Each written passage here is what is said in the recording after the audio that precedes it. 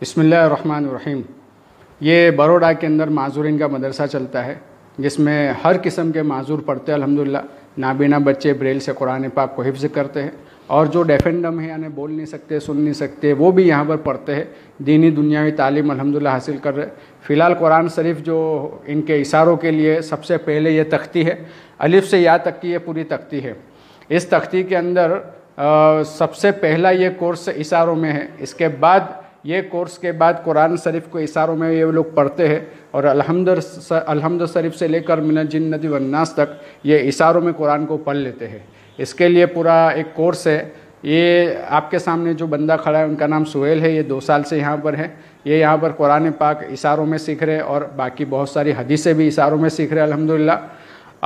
یہ ITI بھی کرتے ہیں اور کمپیوٹر بھی پڑھتے ہیں۔ ہم ان سے کہیں گے کہ یہ اشاروں میں قرآن شریف کو پڑھ کے بتائے تختی کو۔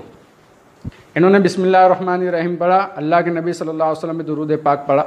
اب یہ اشاروں میں سب سے پہلے الف، با، تا، سا، جیم، ہا، خا، دال، زال، را، زا، سین، شین، صاد، ضاد، طا، ظا،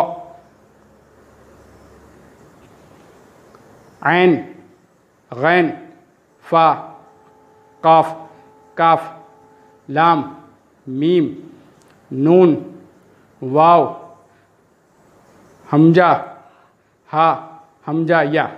یہ بسم اللہ الرحمن الرحیم، اللہم صلی علی سیدنا محمد صلی اللہ علیہ وسلم۔ ہم تمام جتنے بھی معذورین ہیں اور جو دیکھ نہیں سکتے اور جو ہاتھ پیر سے معذور ہے، ہم سب کو یہاں بروڈا کے اندر آنے کی دعوت دیتے ہیں کہ سب آئے اور دین اسلام کو سیکھے اور دنیاوی کمپیوٹر بھی سیکھے یہاں پر آ کر۔ اور یہاں پر اشاروں کے اندر حدیث بھی سکھائی جاتی ہے، جیسے کہ حدیث پاک کا خلاصہ ہے۔ ایک صحابی یعنی کہ حضرت عثمان غنی رضی اللہ تعالیٰ عنہ سے روایت ہے، حضور صلی اللہ علیہ وسلم نے ارشاد فرمایا، تم میں سب سے بہتر وہ شخص ہے جو قرآن شریف کو سیکھے اور سکھائے۔